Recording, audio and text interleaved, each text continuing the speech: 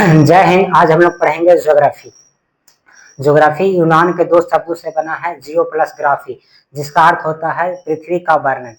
तो आज हम लोग क्या पढ़ेंगे? ज्योग्राफी। ज्योग्राफी एक यूनान के दो शब्दों से बना है मिलकर, जियो प्लस ग्राफी। जियोग्राफी जिसका अर्थ होता है पृथ्वी का वर्णन। पृथ्वी का वर्णन हम लोग बचपन में पढ़े थे कि पृथ्वी गोल है। सही बात है, पृथ्वी गोल है, लेकिन ये आधा सच है। पूरा सच यह है कि पृथ्वी जियोड है, उसका आकार ऐसे है। पृथ्वी का आकार ऐसे गोल है, पूरा गोल ऐसा नहीं है। पृथ्वी का आकार कहीं ऊंचा, पचका, इस प्रकार से है। तो आज हम लोग पढ़ते हैं ब्रह्मांड। ब्रह्मांड किसे कहते हैं? यानी ब्रह्मांड का अध्ययन एस्ट्रोनॉमी यानी खगोलिकी कहलाता है। ब्रह्मांड का अध्ययन क्या कहलाता है? खगोलिकी। तो जो दिखाई पड़ने वाले समस्त आकाशीय पिंड को हम लोग ब्रह्मांड कहते हैं। दिखाई पड़ने वाले समस्त आकाशीय पिंड को क्या कहते हैं? ब्रह्मांड। ब्रह्मांड ब्रह्मांड का अध्ययन क्या कहलाता है? अध्ययन एस्ट्रोनॉमी। एस्ट्रोनॉमी कहलाता है, जिसको हिंदी में कहते हैं क्या? खगोलिकी। खगोलिकी हिंदी में क्या कहते हैं? खगोलिकी। ब्रह्मांड का अध्ययन क्या कहलाता है? खगोलिकी। ब्रह्मांड धीरे धीरे विस्तारित हो रहा है और धीरे धीरे क्या हो रहा है? बढ़ रहा है। ब्रह्मांड में सर्वाधिक संख्या जो है तारा की है। अब हम लोग समझते हैं तारा किसे कहते हैं। तारा, ब्रह्मांड में सबसे ज्यादा संख्या किसका है? स्टार का, यानी स्टार, तारा। तो हम समझते हैं कि तारा किसे कहते हैं। तारा एक विरल गैस का गोला होता है। तारा बनने से पहले वह विरल गैस का गोला होता है। तारा किसे कहते हैं? तो तारा जिसके पास खुद का प्रकाश और खुद का ऊष्मा, उसी को तारा कहते हैं। जिसके पास क्या हो? अपनी ऊष्मा एवं प्रकाश हो। अपनी ऊष्मा एवं प्रकाश हो, उसी को क्या कहते हैं? तारा कहते हैं, प्रकाश हो। तो हम समझते हैं तारा कैसे बना। तो तारा बनने के कारण है, तारा बनने से पहले यह विरल गैस का गोला होता है। विरल गैस का गोला होता है, और यही विरल गैस जब केंद्रित होकर एक पास आ जाते हैं तो वह घने बादल के समान छा जाते हैं, और घने बादल के समान छा जाते हैं। और यही घने बादल के समान छा जाने के बाद जब इसमें संलयन विधि, दहन की प्रक्रिया द्वारा संलयन विधि होता है, तो वह नेबुला का निर्माण करता है। एक बार फिर से समझिएगा कि जब विरल गैस संघनित होकर, जब विरल गैस केंद्रित होकर एक पास आ जाते हैं तो वह घने बादल के समान छा जाता है, और उसी घने बादल को हम लोग क्या कहते हैं? निहारिका या नेबुला कहते हैं। निहारिका या नेबुला कहते हैं। निहारिका या नेबुला इसको कहते हैं, नेबुला। और इसी नेबुला में जब दहन की प्रक्रिया द्वारा संलयन विधि होता है, जब दहन की प्रक्रिया द्वारा इसमें संलयन विधि स्टार्ट हो जाता है, हाइड्रोजन से हीलियम में संलयन होता है, तो वह तारा का निर्माण कर लेता है। इसी निहारिका में संलयन होता है किसका? दहन की प्रक्रिया द्वारा संलयन होता है किसका? हाइड्रोजन से हीलियम में। हाइड्रोजन से हीलियम में जब संलयन होता है तो तारा का निर्माण कर लेता है। और यह ईंधन किस अवस्था में रहता है? प्लाज्मा की अवस्था में। प्लाज्मा। तारा बनने से पहले यह विभिन्न अवस्थाओं से होकर गुजरता है। जैसे बहुत ज्यादा इसका टेम्परेचर रहता है तो यह नीला या सफेद रहेगा। जब मध्य टेम्परेचर रहेगा यानी प्रौढ़ अवस्था में रहेगा तो यह नारंगी रंग का रहेगा। और जब सबसे कम टेम्परेचर रहेगा तारा का तो वह लाल रंग का दिखाई देगा। फिर से समझिएगा, जब इसका हाई टेम्परेचर रहेगा तो यह सफेद या ब्लू रंग का यानी नीला रंग का दिखाई देगा। और जब इसका तापमान हल्का कमेगा यानी मध्य अवस्था में रहेगा तो यह इसका कलर नारंगी रंग का रहेगा, नारंगी कलर का।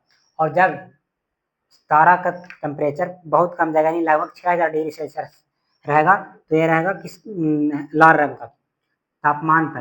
तापमान यानी इसका तापमान उच्च रहेगा, उच्च तापमान रहेगा तो इसका रंग कैसा रहेगा?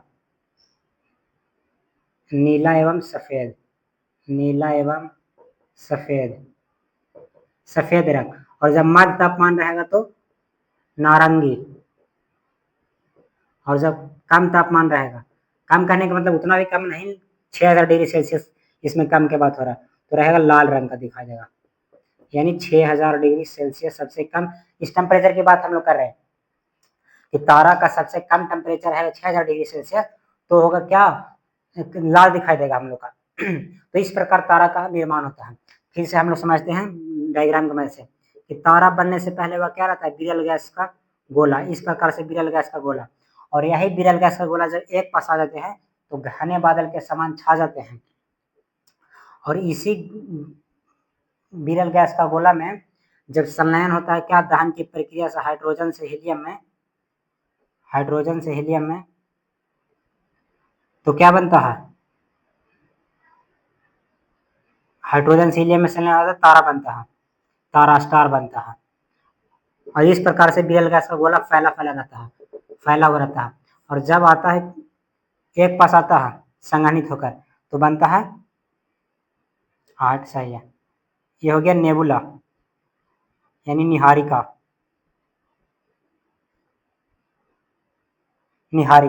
एक बार फिर से समझिएगा, जब विरल गैस का गोला इस प्रकार से, विरल गैस का गोला रहता है तारा बनने से पहले, और जब एक पास आ जाता है तो नेबुला बनता है।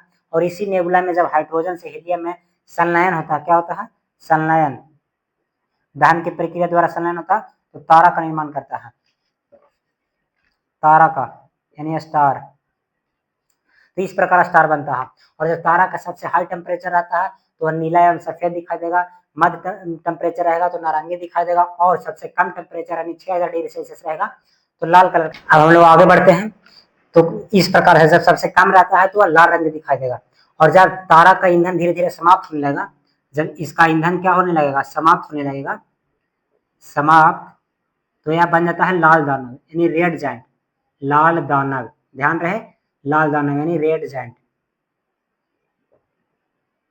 जब तारा का ईंधन 6000 डिग्री सेल्सियस से भी कम होने लगता है यानी समाप्त होने लगता है तो लाल दानव बन जाता है। और जब लाल दानव बनता है तो इसका आकार धीरे धीरे बढ़ने लगता है। और अब रेज करना पड़ेगा पहले, जब तारा का ईंधन समाप्त होने लगता है तो क्या बनता है, लाल दानव।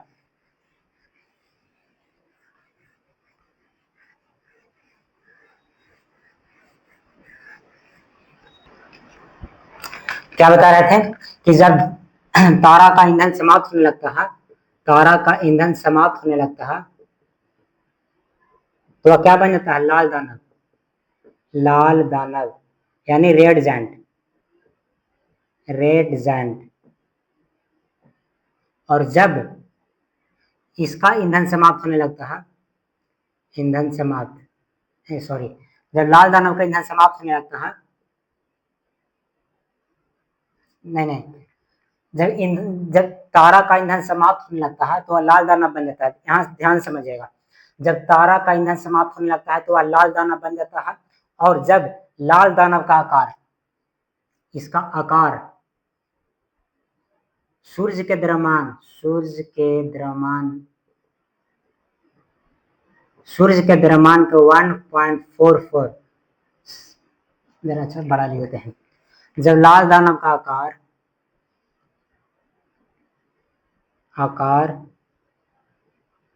सूर्य के द्रव्यमान से 1.44 से बड़ा होता है, बड़ा, और सूर्य के द्रव्यमान से 1.44 गुना छोटा होता है। यदि लाल दानव का आकार सूर्य के द्रव्यमान से 1.44 गुना बड़ा होगा तो यह अभिनव तारा बनेगा। क्या बनेगा, अभिनव तारा बनेगा। और जब छोटा होगा तो यह बनेगा श्वेत वामन। और जब इसका ईंधन समाप्त हो जाएगा तो यह बन जाएगा काला वामन। काला वामन का घनत्व तो बहुत ही ज्यादा होता है, अतः इस प्रकार लाल दानव का समाप्त होता है। श्वेत वामन अंतिम होकर कहाँ समाप्त होता है, तारा अंतिम रूप में कहाँ समाप्त होता है, काला वामन में, क्योंकि सूर्य के द्रव्यमान से अगर 1.44 गुना छोटा है तो वह श्वेत वामन बनेगा।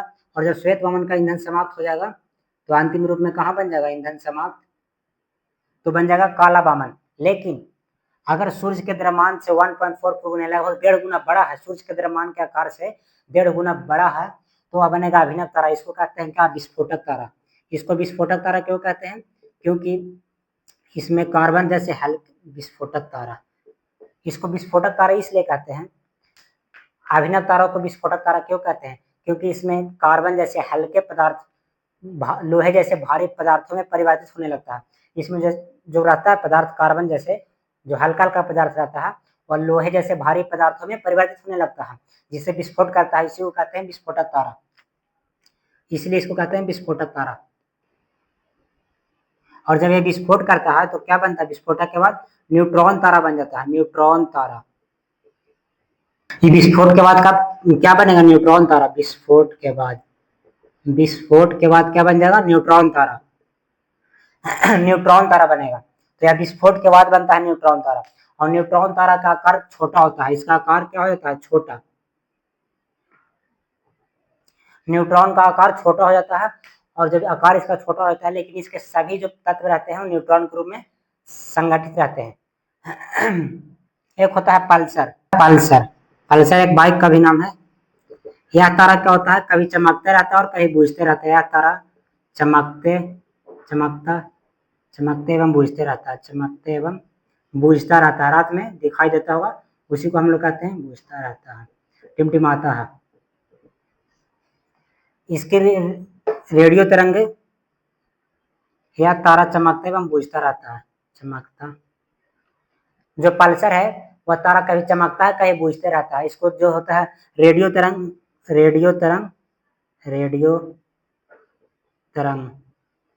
इसका रेडियो तरंग अधिक रहता है।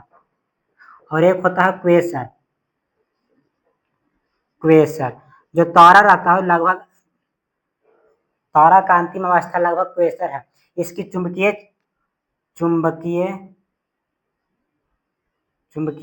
घनत्व अधिक होता है, चुंबकीय घनत्व अति उच्च होता है। इसका जो चुंबकीय क्षेत्र होता है, चुंबकीय घनत्व का बहुत ज्यादा इसका होता है क्वेसर का। और अंत में तारा कहाँ खत्म होता है? लगभग क्वेसर में। और एक होता है चंद्रशेखर सीमा।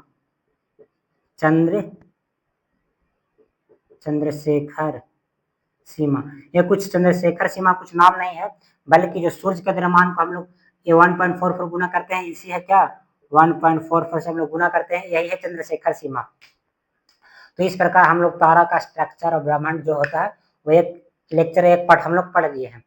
अब हम लोग इसको थोड़ा सा समराइज करके समझ लेते हैं, फिर से हम लोग समझ लेते हैं।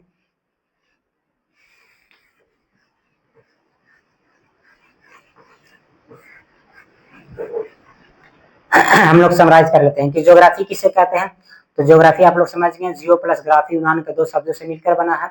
ब्रह्मांड को अध्ययन खगोलिकी यानी एस्ट्रोनॉमी कहलाता है। और ब्रह्मांड में सर्वाधिक संख्या क्या तारा की है? ब्रह्मांड में सबसे ज्यादा संख्या किस चीज की है? तारा की। और ब्रह्मांड धीरे धीरे क्या हो रहा है? विस्तारित हो रहा है। तारा कैसे बना? तो जब विरल गैस यानी हल्की गैस है जब पास होकर संघनित होकर यानी केंद्रित होकर, कहने का मतलब एक पास आ जाते हैं तो घने बादल के समान छा जाते हैं, उसे हम लोग निहारिका या नेबुला कहते हैं।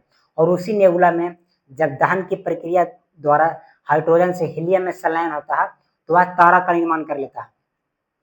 और तारा विभिन्न अवस्थाओं से होकर गुजरता है, और तारा का जीवन काल बहुत ही अत्यधिक लंबा होता है।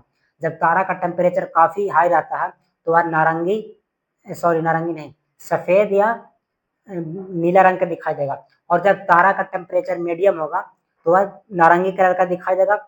और जब वही तारा सबसे कम टेम्परेचर पे आएगा यानी लगभग 6000 डिग्री सेल्सियस पे तो वह लाल रंग का दिखाई देगा। और जब उससे भी तारा का ईंधन समाप्त होने लगेगा तो वह लाल दाना बन जाएगा, लाल दाना। और जब लाल दाना का आकार चंद्रशेखर सीमा यानी 1.44 गुना यानी सूर्य के द्रव्यमान के आकार से 1.5 गुना लगभग बड़ा होगा तो वह अभिनव तारा बनेगा। और जब उससे छोटा होगा तो बनेगा श्वेत वामन। और श्वेत वामन के ईंधन समाप्त होगा तो वह बन जाएगा काला वामन। इस प्रकार श्वेत वामन का अंत कहाँ हो गया? काला वामन। लेकिन जो सूर्य के द्रव्यमान से 1.5 गुना बड़ा था क्या बना है? अभिनव तारा। और अभिनव तारा को हम लोग विस्फोटक तारा कहते हैं, क्योंकि उसमें कार्बन जैसे हल्के जो पदार्थ रहते हैं वह भारी जैसे लोहे लोहे जैसे भारी पदार्थों में परिवर्तित होने लगता है, जिसे वह विस्फोट कहता है। और विस्फोट करने के बाद न्यूट्रॉन तारा का रूप ले लेता है, और न्यूट्रॉन तारा का रूप ले लेता है। एक होता है पल्सर। पल्सर वह कभी चमकता है, कभी बुझते रहता है, कभी चमकता है, कभी बुझते रहता है, और उसमें रेडियो तरंगें काफी अधिक होती हैं। फिर उसके बाद होता है क्वेसर। क्वेसर में चुंबकीय जो क्षमता होती है वह बहुत ही ज्यादा होता है। और चंद्रशेखर सीमा हम लोग क्या बताएं कि सूर्य के द्रव्यमान के 1.44 गुना, उसी को कहते हैं चंद्रशेखर सीमा। इस प्रकार हमारा ज्योग्राफी का पहला लेक्चर यानी तारा का, स्टार का लेक्चर 1 कंप्लीट हो गया। अब हम लोग इसका लेक्चर 2 आगे पढ़ेंगे।